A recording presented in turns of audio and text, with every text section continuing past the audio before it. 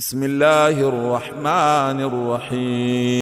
حضرت سلمان رضی اللہ تعالیٰ عنہ سے روایت ہے کہ رسول اللہ صلی اللہ علیہ وسلم نے فرمایا، اذا افطر احدکم فلیفطر علی تمر فإن فیہ برکۃ فإن لم یجد فعلی ماء فإنہ مطہر۔ کہ رسول اللہ صلی اللہ علیہ وسلم نے فرمایا کہ جب افطاری کرنی ہو تو کھجور پر افطاری کیا کریں، کیونکہ کھجور میں برکت ہے، اور اگر کھجور نہیں ہے تو پھر پانی پر افطاری کریں، کیونکہ پانی کے اندر طہارت ہے، پانی پاک کرنے والا ہے۔ ایک اور حدیث میں آتا ہے کہ اللہ کے نبی صلی اللہ علیہ وسلم نے فرمایا، للصائم فرحتان، روزے دار کے لیے دو خاص خوشیاں نصیب ہوتی ہیں، فرحۃ عند فطرہ و فرحۃ عند لقاء ربہ۔ جب افطاری کرتا ہے اس وقت میں بھی ایک خاص قسم کا سکون روزے دار کو ملتا ہے، دوسرا سکون اور فرحت اس کو اللہ رب العالمین کے ملاقات کے وقت اس کو ملے گا، یعنی یہ ایسا انعام اور ایسا سکون ہوگا جو کسی اور مسلمان کو اور جنتی کو نہیں ملے گا جو روزے دار کو ملے گا۔ اس وجہ سے افطاری کا بہت بڑا عظیم ثواب ہے، اور ایک روایت میں آتا ہے کہ افطاری کے ٹائم پر دعائیں قبول ہوتی ہیں۔ اب ان سب چیزوں کو جب آدمی سامنے رکھتا ہے تو پھر افطاری کے اہمیت کا پتہ لگتا ہے۔ اس وجہ سے کوشش کیا کریں کہ افطاری کے اندر اللہ تعالیٰ سے دعا کریں اور بڑے اہتمام کے ساتھ دعا کریں۔ علماء کرام فرماتے ہیں کہ کوشش کریں کہ افطاری کا وقت ہونے سے کم از کم 10 سے 15 منٹ پہلے آپ مکمل انتظام کر لیں۔ ایسا نہ ہو کہ افطاری کا ٹائم ہو رہا ہے اور آپ پانی پر نظر رکھ رہے ہو، پانی آیا نہیں آیا، دسترخوان بچھایا نہیں بچھایا، کھانے کی یہ چیز لگائی نہیں لگائی۔ اگر ان چیزوں کی طرف تمہاری توجہ ہوگی تو آپ دعا نہیں کر سکو گے۔ سیدھی سی بات، ایسا ہوتا بھی ہے، کھانے کے ٹائم پر وہ افطاری کے ٹائم پر سوچ رہے ہوتے ہیں گلاس ہے نہیں ہے، پانی ہے نہیں ہے، کھجور آئی نہیں آئی، فروٹ لگایا ہے نہیں لگایا، کون سی چیز کاٹی ہے نہیں کاٹی۔ تو یہ ساری چیزیں پہلے سے ہوں تاکہ افطار سے پہلے آدمی ادب کے ساتھ توجہ کے ساتھ دعا کر سکے۔ اور اکثر ایسا ہوتا ہے کہ افطاری کے ٹائم پر آدمی بچوں کی وجہ سے یا پھر کسی اور ساتھ کھانے والوں کی وجہ سے غصے میں آتا ہے، بچہ یہ کیا کیا یار، ادھر کیوں یہ یہاں کیوں رکھا، ادھر کیوں نہیں رکھا، ابھی تک کیا کر رہا ہے۔ اس طرح کی غصے والی جب طبیعت ہوگی تو پھر اللہ تعالیٰ کی طرف توجہ کہاں جائے گی، پھر کہاں دعا کر سکو گے۔ دعا کرو گے تو بھی وہ دلی دعا، محبت والی دعا تو نہیں ہوگی۔ اس وجہ ان چیزوں کے پر اس وقت بہت زیادہ خیال رکھا کریں۔ اور کس چیز پر افطاری ہونی چاہیے؟ کھجور پر، کیونکہ کھجور کو اللہ تعالیٰ نے بہت ہی برکت والی چیز بنایا ہے، اور اسی کھجور کے اندر آپ کے لیے جسم کی ہر طرح کی طاقت اللہ نے رکھی ہے۔ زیادہ چبا کر کھانے کی وجہ سے یہ نہ دو چک لگا کر کے اور نگل لو، اس میں کوئی طاقت نہیں ہوتی، الٹا بد ہضمی ہوتی ہے، نقصان ہوتا ہے۔ یہ روزے کی برکت ہے، بیماریاں نہیں ظاہر ہوتی، ورنہ یہ زیادہ کھانے کی وجہ سے بیماریاں ہوتی ہیں۔ خیر ادب کے ساتھ پہلے نمبر پر آدمی کھجور کھانے کی کوشش کرے، یا تو پھر پانی پیے۔ اگر کھجور نہیں ہے یا شوگر وغیرہ کی بیماری کی وجہ سے نہیں کھا سکتا تو پھر پانی کو ترجیح دے، یا پھر تیسرے نمبر پر کوئی بھی ایسا فروٹ وغیرہ کھائے۔ آگ پر پکی ہوئی چیز، سموسے پکوڑے، ان سے شروعات نہ کرے، شروعات کسی قدرتی چیز سے کرے، کھجور ہے، پانی ہے، فروٹ ہے۔ اگر یہ میسر نہیں ہے یا کوئی تکلیف ہے جس کی وجہ نہیں کر سکتے تو پھر کوئی منع نہیں ہے، لیکن فضیلت ان چیزوں کے اندر ہے۔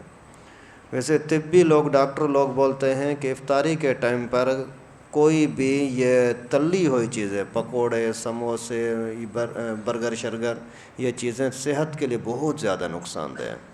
اسی طرح کوئی بھی بوتل، یہ بھی بہت زیادہ نقصان دہ ہوتی ہے، کیونکہ صبح سے لے کر ابھی تک پھیپھڑے سوکھے تھے، گردے سوکھے تھے، اور ابھی اگر شروع میں ہی آپ اس طرح کی کوئی زہریلی چیز کھاؤ گے تو آپ کو دل کے اٹیک کا بھی خطرہ ہے اور گردوں کے فیل ہونے کا بھی خطرہ ہوتا ہے۔ بہت زیادہ نقصان دہ چیزیں ہوتی ہیں جو بھی یہ بیرونی کمپنیوں کی چیزیں ہوتی ہیں، کیمیکل کے ذریعے سے جو بند کی ہوئی ہوتی ہیں، یہ بہت نقصان دہ ہوتی ہیں۔ اور خیر اس میں اس بات کا خاص طور پر خیال رکھنا، اللہ کے واسطے افطاری کے ٹائم پر یہ اسرائیل کی چیزیں، امریکی چیزیں نہ کھایا کریں۔ یہ بہت بڑا ظلم ہے، مسلمانوں کے خون کے ساتھ بڑی غداری ہے کہ آپ کے پیسوں کی وجہ سے یہ مسلمان بچوں کو گولیاں لگیں اور بم برسیں۔ اگر کچھ لے بھی لیا ہے تو اس کو ختم کر دو، ضائع کر دو، گھر والوں کو سختی سے منع کر دو، ذائقہ ان کا ٹیسٹ نہ ملے، منہ تو ویسے بھی پیٹ تو بھر جائے گا، منہ میں تو ویسے بھی چسکے کے لیے ایک دو سیکنڈ کے لیے وہ چیز منہ میں ہوتی ہے، پھر تو پیٹ میں چلی جاتی ہے، پھر تو وہ دونوں چیزیں برابر ہو گئیں۔ چسکے کی خاطر، اپنے منہ کی لذت کی خاطر مسلمان پر ظلم نہ کریں اللہ کے واسطے۔ ہر چیز کے اندر دیکھیں، شربت ہے، کھانے پینے کی چیزیں ہیں، سرف صابن وغیرہ ہیں، سب جو بھی کافروں کی ہیں، اسلام کے دشمنوں کی ہیں، خصوصاً جو اسلام کے دشمن کافر ہیں۔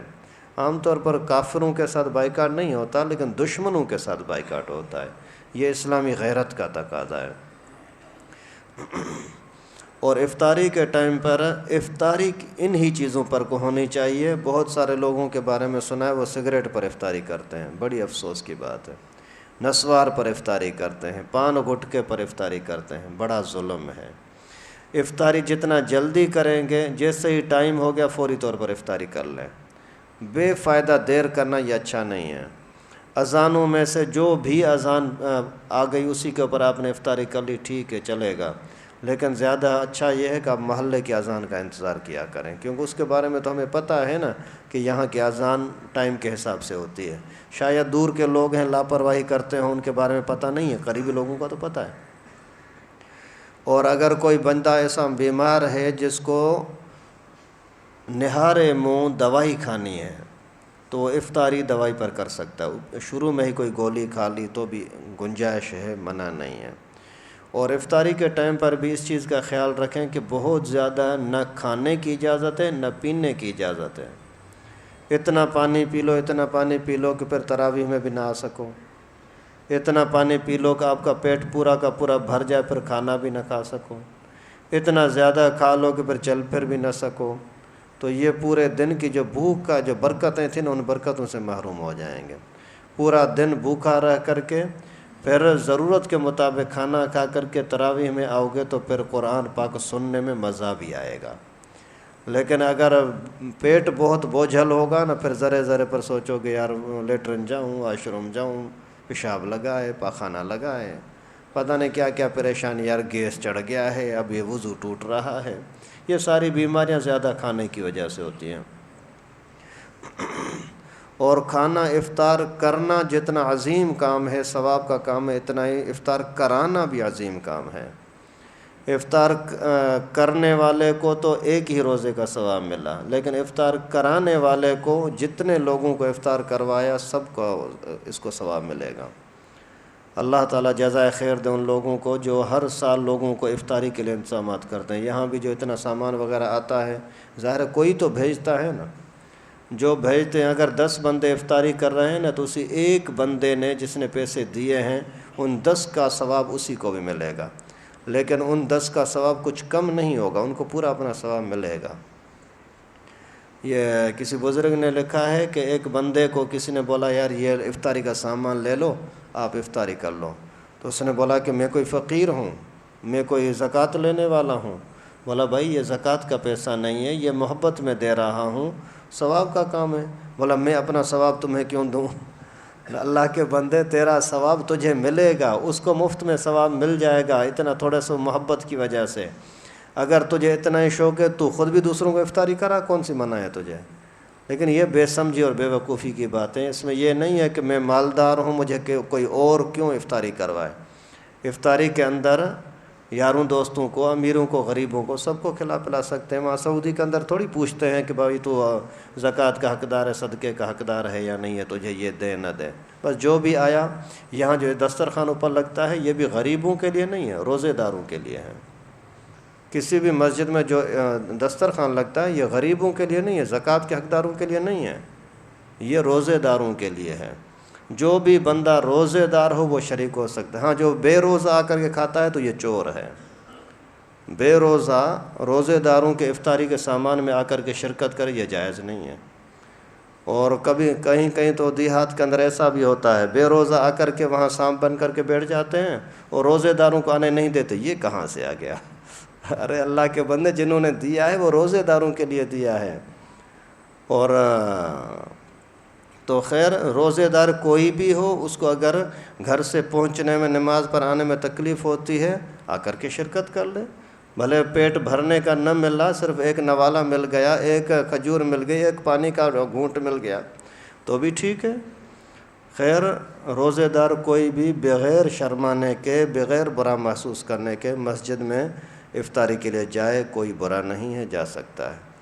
اور اس کے علاوہ جو مسائل آپ کے ذہن میں ہوں پوچھ لیا کریں، باقی مجھے تو جتنا اللہ تعالیٰ توفیق دیتے ہیں جو ذہن میں آتے ہیں بتا دیتا ہوں، باقی ہر مسئلے کو بیان کرنا یہ تو ممکن نہیں ہوتا، کئی گھنٹے لگ سکتے ہیں۔